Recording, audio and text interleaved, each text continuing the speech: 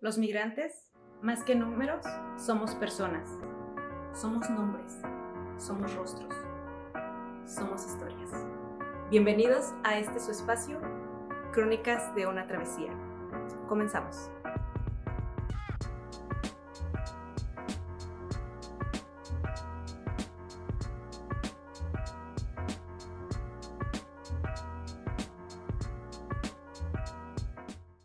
Ser director y actor de tu propia travesía. Ahora es mi turno. Es diferente que el contar historias o compartir las historias de tantos y miles de personas que compartimos la misma experiencia. El día de hoy compartiré mi propia historia. Hola, ¿qué tal? Mi nombre es Rosalinda Loza y el día de hoy voy a compartir con ustedes una historia que es triste, pero es motivadora y que me ha hecho la persona que soy el día de hoy.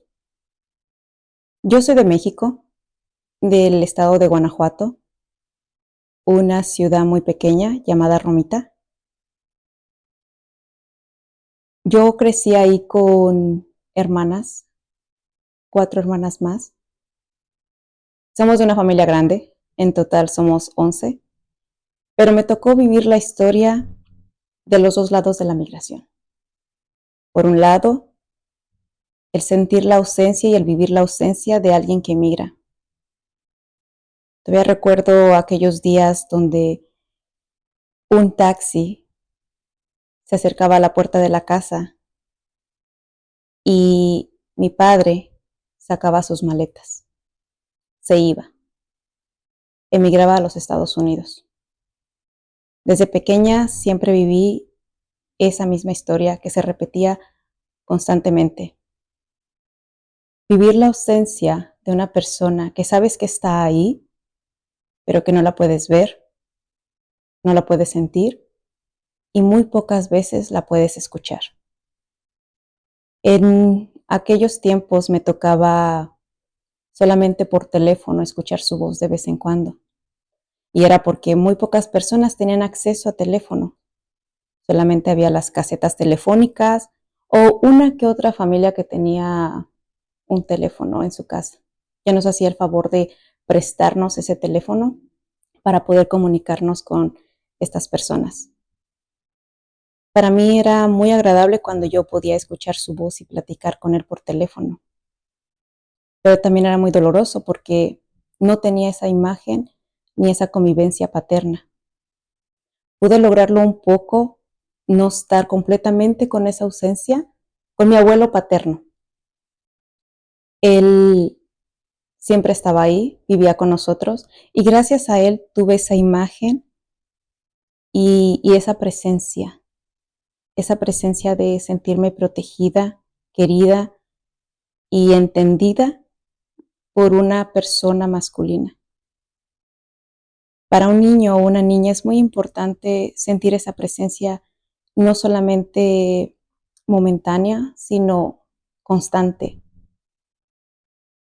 Para mí fue esa parte la más difícil, porque mi padre solamente llegaba una vez al año para las fiestas decembrinas, que para mí eran las mejores épocas del mundo. Era la temporada, los días más maravillosos y que contaba los días con ansias para que llegara esa fecha.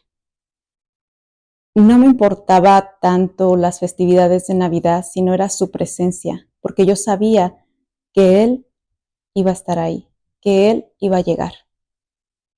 Ocasionalmente llegaba en otros días o en otras épocas, dependiendo de emergencias o algo, pero a mí me tocó vivir esa parte de la migración, esa cara de la migración que muy pocas personas hablan y viven. Viven callados, viven sin ser contados. Y realmente es esa cara triste de la migración, los que se quedan esperando la ausencia de las personas que migran.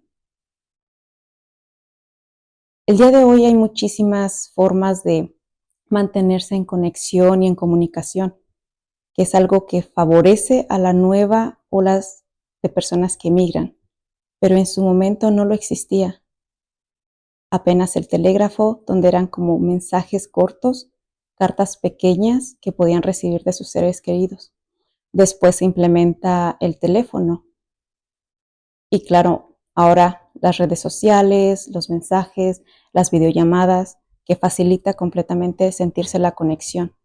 Mas, sin embargo, no puedes sentir a la persona.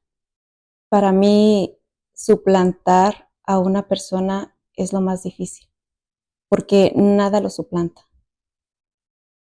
Sentir la presencia de esa persona y estar en cada minuto de tu vida eh, no se cobra con nada, no se puede pagar con nada. Entonces, para nosotros vivir esa ausencia fue difícil, fue dolorosa. Yo como niña, que siempre mi padre estuvo fuera, nunca estuvo con nosotros. Y para ver a mi madre también sufrir su ausencia, no puedo hablar por ella desde su experiencia como madre, como esposa, como mujer, pero lo que yo podía ver como hija, ver a una madre que tenía la responsabilidad de criar a varias hijas sola, estar al pendiente y ser responsable, que nada faltara y poder cuidar a tanta hija, era muy difícil para una madre que fue joven cuando tuvo que sufrir también la migración de su esposo. No puedo hablar por ella, pero sí yo veía lo difícil que era para ella ser mamá soltera de cierta manera y criar a 5 mujercitas. Y a los años me tocó vivir a mí la experiencia de la migración.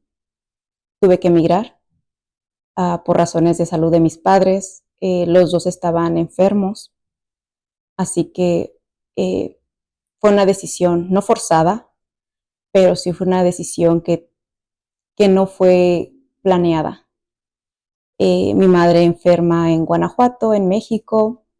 Mi padre cae hospitalizado de gravedad acá en Estados Unidos. Tuvimos que esperar a que mi mamá se estabilizara un poco su salud para poder viajar para Estados Unidos, porque el que estaba más grave era mi papá. Y así tuvimos que emigrar. Fue un proceso también muy difícil, muy estresante, porque todo el proceso migratorio de la entrevista migratoria, de los requisitos que se necesitaban, de los chequeos médicos, de los gastos económicos que eso llevó. Fue muchísimo estrés también, emocional, físico, mental, económico. Es un desgaste, eh, pero que no teníamos opción.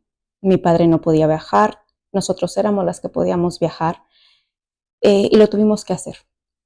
Al llegar acá, yo siendo la mayor de edad, apenas con la mayoría de edad, era la única que tenía en condiciones de poder trabajar y ayudarles económicamente, porque mi padre, por su condición física, ya no podía trabajar. Mi madre no había trabajado aún aquí en un nuevo país. Entonces me tocaba a mí empezar a trabajar, poderlos ayudar y fue lo que hice.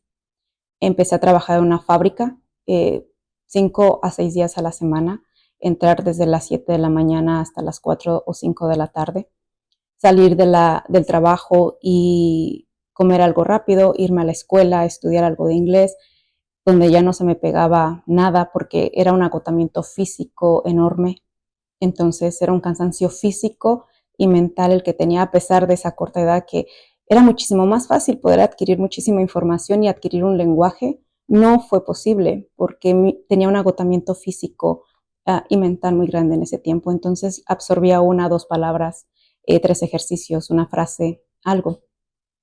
El idioma fue un gran obstáculo en su momento, eh, que no me podía comunicar, no me podía expresar, cualquier lado donde iba, cualquier tienda, todos te hablaban en inglés, los anuncios afuera, las indicaciones, los señalamientos, todo en inglés, poder aprender un transporte público donde todo está en inglés, donde el que va conduciendo, el conductor, solamente te puede hablar en inglés y tú no sabes cómo dirigirte hacia esa persona y decirle voy hasta este sitio, donde puedo parar, dónde está la parada, esto y lo otro.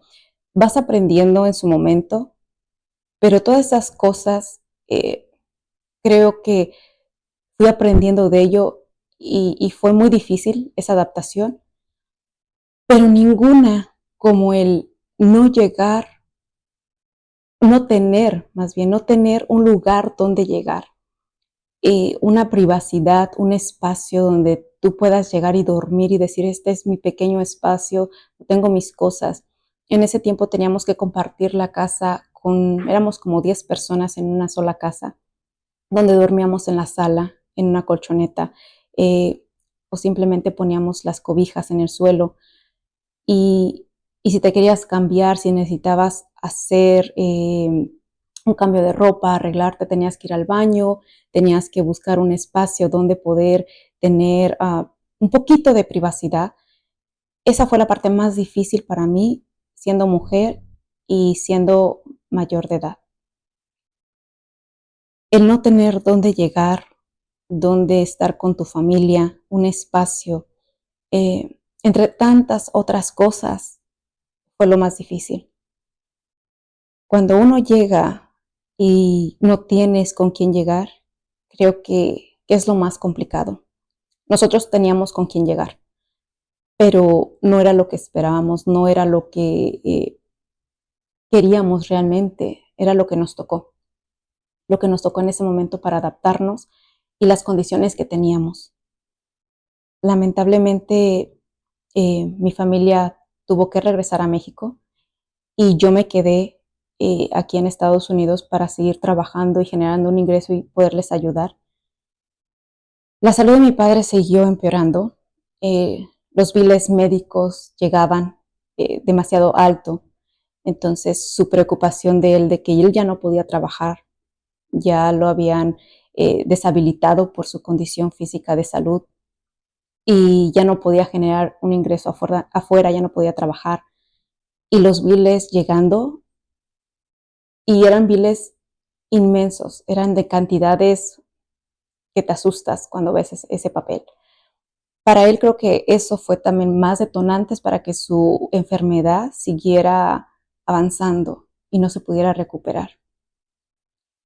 Cada persona vivimos una historia al llegar a un país diferente, incluso cuando tiene el mismo idioma el país. Hablamos de diferente manera, nos expresamos de diferente manera. Cuando llegas a un país y tienes familia, está bien porque te sientes bien con los que estás, te sientes confortable, te sientes apoyado. Pero cuando ellos deciden regresar a México y me quedo de nuevo aquí en el limbo, sin ellos, una vez más te sientes con vacío, te sientes con esa tristeza. Y para mí fue la parte más difícil, vivir de nuevo la ausencia de la familia, de mi padre, que yo ahora siendo la inmigrante pude comprender más lo que él tuvo que hacer, el sacrificio que él hizo para darnos lo poco o lo mucho que nos pudo dar con los recursos que él tenía. Sacrificar la presencia con la familia, y fue lo que yo hice. Yo sacrifiqué la presencia de la familia al quedarme aquí para ayudarles económicamente. Y fue cuando ahí caí en cuenta lo que él hizo. Pero de nuevo me perdí del tiempo con ellos. Y creo que esa es la parte que a la mayoría de migrantes nos duele y vivimos, estar separados de la familia que queremos. Crear esa empatía, esa hermandad con los que emigramos, creo que nos hace más humanos, nos hace más empáticos, nos hace ver que vivimos de lo mismo, venimos de lo mismo, y que a pesar de que tenemos historias diferentes, todos pasamos por la misma circunstancia de estar lejos de nuestros países, de nuestra familia, de lo que más queremos. Nadie emigramos por gusto. A mí me tocó vivir esas dos áreas y también tuve la oportunidad de aprender esas dos áreas, de comprender por qué mucha gente tiene que emigrar, los, los que se esperan, los que quedan esperando y los que tenemos que empezar de cero desde el otro lado. Es una pequeña parte de mi historia, pero yo creo que al final todas las historias se enlazan en algo mismo. Eh, la otra cosa que también a mí me costó mucho trabajo, pero que eso ya después no lo sientes tanto, fue la comida. La comida que uno uh, está acostumbrado a tener en su país, está acostumbrado a probar, a comer esos sazones, esos olores. Acá no los encontraba. Pero una vez más, no era tanto la comida, sino a veces con quién compartías esa mesa, con quién estabas, quién era la persona que cocinaba, era lo que más extrañaba. Acá yo a mi corta edad tuve que aprender a hacer todo por mí sola y a seguir apoyando a mi familia económicamente. Y en segundo plano quedó la escuela, ¿no? Quedó el aprender el idioma. Me fui moviendo de un trabajo a otro, a otro, a otro para buscar mejores oportunidades, ya sea salariales, de horario, de oportunidad para yo poder ir a la escuela. Eh, y eran trabajos que aceptaba de noche, de madrugada, entrar a la mañanita, cualquier trabajo que pudiera ir cubriendo esas necesidades para yo poder salir adelante y poder estar hasta en el momento donde ahorita estoy. Me tocó emigrar a mí de varias partes. Primero de Guanajuato emigré al Distrito Federal. Fue mi primera migración en un solo país, que también me costó muchísimo, porque de un pueblo pequeño, de una ciudad pequeña donde todo vas caminando a todos lados, encuentras todo en cualquier lugar cerca, de Guanajuato al Distrito Federal, donde tuve que aprender el transporte público, tuve que aprender a moverme, a transportarme, tuve que aprender y a desaprender una forma de expresarme, porque ciertas palabras que yo utilizaba eran mal vistas o significaban de otra manera en ese estado, en esa ciudad, que yo no lo sabía, y siendo un mismo país. Entonces de ahí tuve que aprender a adaptarme a esas formas de migración. Que aunque sea un mismo país, diferente forma de comunicación, diferente forma de transporte, diferente forma de que la gente ve las cosas, vive las cosas, y una manera más estresante y más rápida de vivir. Después de ahí emigró para acá, para Estados Unidos, y de nuevo tuve que adaptarme, tuve que aprender, y fue un poco más difícil por la comunicación, pero lo que más me afectó y lo que más sufrí fue la ausencia de las personas que estás acostumbrado a vivir. Aunque aquí tengo familiares y no llegué sola, después, al salir yo adelante, fue completamente sola. Así que yo les comparto a ustedes que si tienen la oportunidad de emigrar,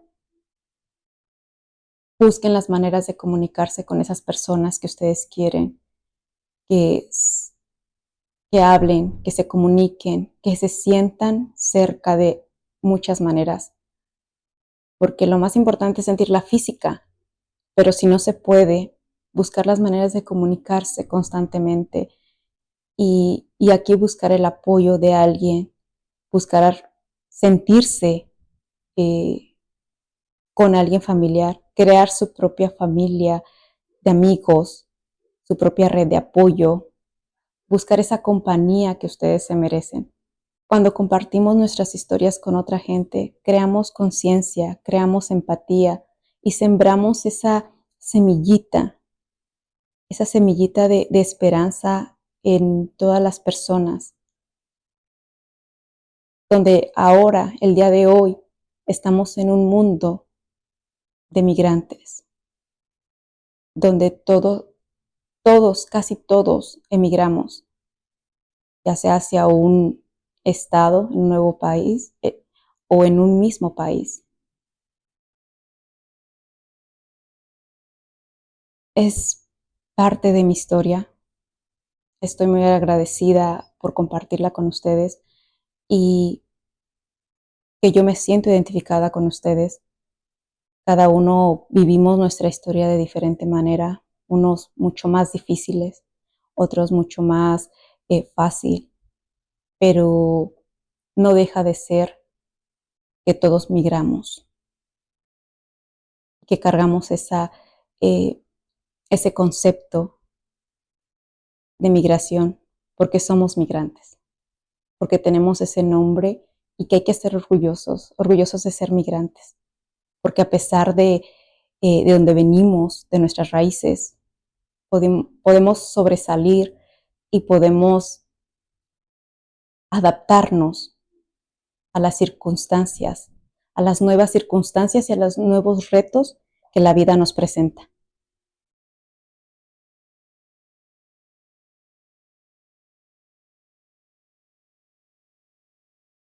Gracias y nos vemos en el próximo video que se compartirán todos los miércoles.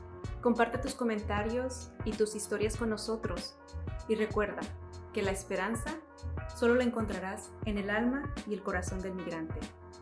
Hasta la próxima.